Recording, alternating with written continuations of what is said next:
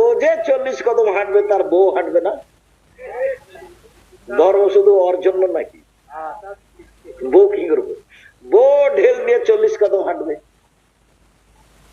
এখন ভারত বাংলাদেশ পাকিস্তানে এক শ্রেণীর লোক বুঝে নিল জাল হাদিসের কারণে, আরে না না, আল্লাহ ওদের পবিত্রতার কারণে যে প্রশংসা করেছেন সেটা হলো এই, পেশাব করার পরে ঢেল টিস্যু পেপার নাও, 40 কদম হাঁটো, পায়ের উপরে পা উঠাও, খক খক করে কাশো। যেখানে আছে কোবা মসজিদ, সেই কোবা মসজিদে কেউ যদি 2 রাকাত সালাত আদায় করে নামাজ পড়ে তাহলে সে উমরা করার সমান নেকি পাবে। এটা ব্যতিক্রম মসজিদ। মসজিদে নাবাবিতে 2 রাকাত সালাত আদায় করলে উমরার নেকি হবে, এ কথা মুহাম্মদ সাল্লাল্লাহু আলাইহি ওয়াসাল্লাম বলেননি। তো মসজিদে কোবাতে কেউ যদি 2 রাকাত সালাত আদায় করে তাহলে কিসের নেকি পাবে? উমরার নেকি পাবে। হাদিস সহিহ। তো ওই এলাকার লোকেরা কি যে পবিত্রতা অর্জন করত, আল্লাহ তাদের প্রশংসা করছেন। তখন আমাদের নবী বলছেন, ও কোবাবাসী, তোমরা কি পবিত্রতা অর্জন করো যে আল্লাহ তোমাদের পবিত্রতার প্রশংসা করেন? তখন গ্রামবাসী বলছে যে তেমন তো কিছু দেখি না, তবে এক, পেশাব পায়খানার পরে আমরা পানি দিয়ে পবিত্রতা অর্জন করি। 2, ফরজ গোসল আমরা পানি দিয়ে পবিত্রতা অর্জন করি। 3, আমরা ওযু করি পানি দিয়ে। ও, এটাই হবে, এই কারণে আল্লাহ তোমাদের প্রশংসা করেছে। এখন ভারত বাংলাদেশ পাকিস্তানে এক শ্রেণীর লোক বুঝে নিল জাল হাদিসের কারণে, আরে না না, আল্লাহ ওদের পবিত্রতার কারণে যে প্রশংসা করেছেন সেটা হলো এই, পেশাব করার পরে ঢেল টিস্যু পেপার নাও, 40 কদম হাঁটো, পায়ের উপরে পা উঠাও, খক খক করে কাশো, তাহলে এই সম্মান পাওয়া যাবে। ওই দিক ছিল ঠিক কথা, আর এদিক হলো বানানো কথা। তখন যখন এই বানানো কথা জাল হাদিস এদের সামনে দেওয়া হলো, তখন এরা বলল সুবহানাল্লাহ, আল্লাহ প্রশংসা করছেন এমন মানুষের, তাহলে গাড়ি ছুটে যাক, কিন্তু ঢেল নিয়ে 40 কদম হাঁটতে হবে। আচ্ছা, ও যে 40 কদম হাঁটবে তার বউ হাঁটবে না? ধর্ম শুধু ওর জন্য নাকি? বউ কি করবে? বউ ঢেল দিয়ে 40 কদম হাঁটবে, বউ পায়ের উপরে পা উঠাবে, বউ খক খক করে কাশবে। পবিত্রতা। আবু মালিক আশআরী রাদিয়াল্লাহু তাআলা আনহু বলেন, রাসূল সাল্লাল্লাহু আলাইহি ওয়াসাল্লাম বলেছেন, আত-তাহুরু শাতরুল ঈমান, পবিত্রতা অর্ধেক ঈমান। এক বাক্য এমন ভাবে আল্লাহর নবী বললেন, আকাশ ছোঁয়া বাক্য, মানে সারা দুনিয়া মিলে হলো অর্ধেক ঈমান।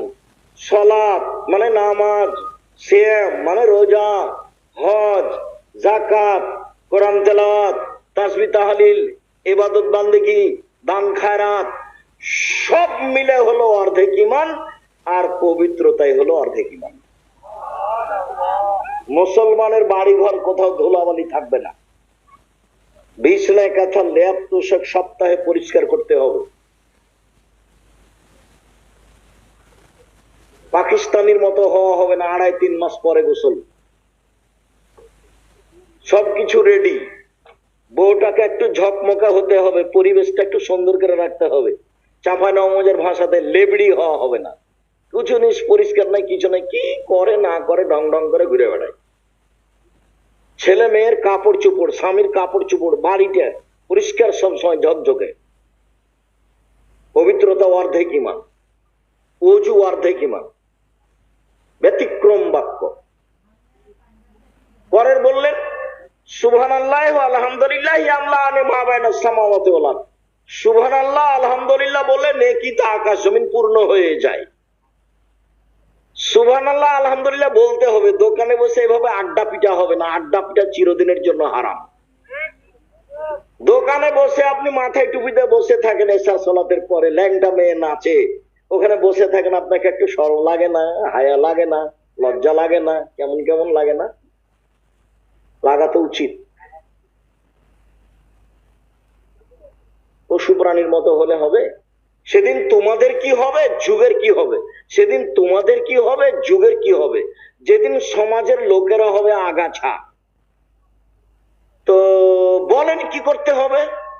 ওয়াদা অঙ্গীকার থাকবে না, কেউ কাউকে মানবে না, মতবিরোধ এইভাবে দেখা দিবে।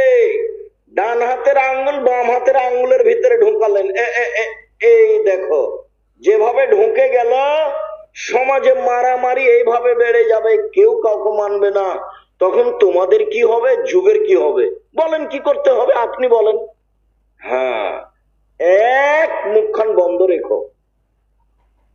ওইভাবে আড্ডা পিটা হবে না, দোকানে বসে গল্প চলবে না। এক মুখখান বন্ধ রেখো, ভালো ছাড়া মুখে খুলবে না, যা হবে হবে। দুই, বাড়িতে থেকো, জরুরি প্রয়োজন ছাড়া বাড়ির বাইরে যাবা না। জরুরি প্রয়োজন ছাড়া বাড়ি ত্যাগ করা হবে না। আপনার বউ তো বহু দূরের, বউ ঘুরে বেড়াচ্ছে, ওটা তো কাপুরুষ। শয়তানি করে জোরে আমিন বলে ধর্ম দেখান আপনি। সমাজে তো আপনার বউ এরকম করে বেড়াচ্ছে। এই যে এখন মহিলা এসেছে, আপনার স্ত্রী, যে মাথায় কাপড় নেই, আপনার মেয়ে, জবাব আমি দিব? আমি কেন দেবো? আপনি দিন, জন্ম দিয়েছেন আপনি, জবাব দিবেন আপনি। ক্লাস 10-এ পড়ে, মাথায় কাপড় দেয় না, জবাব আমি দিব? আল্লাহ রসুল তো আপনার জন্যই ভালো বলেছিলেন, কিন্তু আপনি তো পারলেন না। আল্লাহ রসুল বলছেন, মান আলা জারিয়াতাইনে, পৃথিবীর মানুষ শুনে রেখো, কেউ যদি দুইটা মেয়ের লালন পালন করে, তাদের যদি শিষ্টাচার শিখিয়ে দেয়, তাহলে ওই বাপ আর আমি জান্নাতে এভাবে থাকবো। তখন আঙ্গুল দুটোর মধ্যে ফাঁকা রাখলেন না। আর যখন বললেন পৃথিবীর মানুষ শুনে রেখো, যে এতিমের লালন পালন করবে, সে আর আমি জান্নাতে এভাবে থাকবো, তখন একটু ফাঁকা রাখলেন। আমি মনে হয় বুঝাতে পারিনি কথা। কেউ যদি এতিমের লালন পালন করেন, সেই লোকটা আর আল্লাহর নবী জান্নাতে কিভাবে থাকবেন? একটু ফাঁকা। আর কেউ যদি দুইটা মেয়ের লালন পালন করে, সেই বাপ আর আল্লাহ নবী জান্নাতে কিভাবে থাকবেন? একসাথে। তো মেয়ে লালন পালন করেন, আল্লাহ তো আপনাকে মেয়ে দিয়েছেন, আপনি তার মূল্যায়ন করলেন না, খালি আম্মু বলে ডেকে শেষ করলেন। যাহাই চাইল তাহাই দিলেন, ভালোবাসা দেখিয়ে মোবাইল কিনে দিলেন। তো সেটা কি লালন পালন হলো? আবার বলছেন, মানালা সালাসা বানাতিন, কেউ যদি তিনটা মেয়ের লালন পালন করে, শিষ্টাচার শিখিয়ে দেয়, বিদ্যা শিখিয়ে দেয়, বিবাহ শাদী দিয়ে দেয়, তাহলে ওই তিনটা মেয়ে থাকবে ওইদিকে জাহান্নাম, আর এইদিকে ওর বাপ, আর মধ্যে হলো মেয়ে তিনটে। কুন্নাল্লাহু সিতরান মিনান নার, ওরা তিনটা মেয়ে বাপের জন্য জাহান্নাম থেকে অন্তরাল হয়ে যাবে। আমার বাপকে আগে জান্নাতে দিতে হবে, তারপরে কোনো কথা। এত শক্ত হয়ে বিচারের মাঠে মেয়েরা বেঁকে বসবে যে জান্নাতে দেওয়া ছাড়া আল্লাহর পথ থাকবে না, উনি দিবেনি। তো মেয়ে লালন পালন করলেন কিভাবে, যে উল্টা জাহান্নামের পথ খুলে গেল। উল্টা জাহান্নামের পথ খুলে গেল। বাপ লালন পালন করেন, আদর দিয়ে চুমা খেয়ে 8-10 বছর যাবত লালন পালন করেন, এবার বড় হয়েছে তো এবার লাঠি। কথা তো আমি বলিনি, এটা নবী বলছে। দেশের সরকার বা আরো যদি কেউ লাঠি তুলে দেয়, তো নবীর কথা কি উঠে যাবে? 5টা হাদিসে ধারাবাহিক উল্লেখ হয়েছে পরিবার কন্ট্রোল করতে হবে লাঠি দিয়ে, আমি বলিনি এই কথা। তার মধ্যে একটা আছে হাদিস, আল্লাহ রাসূল বলছেন, আল্লে কাসা কা আদাবান মিনা হালে, তোমার লাঠিটা দরজায় সামনে ঝুলিয়ে রাখ, ঝুলবে লাঠি, ছেলে মেয়ে বউ দেখবে। বাবা, একটু 19-20 হলে এটা। আমি এই কথা বলি। আবার বলছেন, লাঠিটা ছেলে মেয়ের উপর থেকে উঠিয়ে নিও না, মানে সময়ে দিবা। তা আদর যতদিন ছিল ছিল, আদর যখন শেষ তখন লাঠি। আর মেয়ে তো মায়ের খেয়েছে, মায়ের কারণে মেয়ের দুর্ঘটনা ঘটেছে, মায়ের কারণে। ও তো আসলে জানে না মা কাকে বলে। মেয়ে ও জন্ম নিয়েছে, বড় হয়েছে, আর বাপ বিবাহ দিয়েছে, স্বামীর কাছে গেছে, তাই ছেলে মেয়ে হয়েছে, তাই ও মা। তা আসলেই কি জানে যে মা কাকে বলে? শতদিন বলেছি মা কাকে বলে। মা হলে চারটে জিনিস লাগে, তাতে বলেছি বুখারী মুসলিমের হাদিস। জাবের রাদিয়াল্লাহু তাআলা আনহু বলেন যে রাসূলের সাথে আমরা যুদ্ধ করে আসছিলাম বাড়ি, তো মদিনায় ঢুকবো, তো আল্লাহ রাসূল বলেন, এই শোনো, সবাই এখানে থাকো, সকালে বাড়িতে যাব। তা আমি জাবের বললাম, আমি নতুন বিবাহ করেছি, আমাকে বাড়ি যেতে অনুমতি দেন। ও, তুমি নতুন বিবাহ করেছো? তো কুমারী মেয়ে বিবাহ করেছো না তালাক প্রাপ্ত মেয়ে বিবাহ করেছো? তালাক প্রাপ্ত মেয়ে বিবাহ করেছি। আরে তুমি কুমারী মেয়ে কেন বিবাহ করলে না? তুমি তার সাথে খেলতো, তোমার সাথে খেলতো। তখন আল্লাহ রাসূল জাবের বলছেন, শুনেন আল্লাহর নবী, আমার বাপ উহুদের যুদ্ধে শহীদ হয়েছেন 9 জন মেয়ে। আমার কয়জন বোন আছে? 9 জন। আমি তাদের বয়সের মেয়েকে বিবাহ করা পছন্দ করিনি। বেঢঙ্গা কথা বললে হবে না সব সময়। দেখেন হাদিস তো বুখারী মুসলিম। ওর বোনকে লালন পালন করতে হবে, এটা ভাইয়ের মাথায়। বাপ নাই এখানে, স্থানে কে কাজ করবে? ভাই কাজ করবে। ভাইয়ের নামে জমি বেশি হলো কেন? স্বামী যদি বোনের মারা যায়, কার কাছে এসে বোনটা পড়বে? ভাইয়ের কাছে। বাপ মারা গেলে ওর বাপের যত আত্মীয় স্বজন, বন্ধু বান্ধব সব ওই মেয়ের বা স্বামীর বাড়ি যাবে, না ওর ওই ছেলের বাড়িতে আসবে? বংশ টিকিয়ে রাখছে কে? ছেলে। আত্মীয় স্বজন টিকিয়ে রাখবে কে? ছেলে। প্রয়োজনে বোনের 10 বার বিবাহ দেওয়া লাগবে, একবার বিবাহ দেওয়া লাগবে, ছোট বোন বড় সবকে দেখতে হবে, এটা দেখবে কে?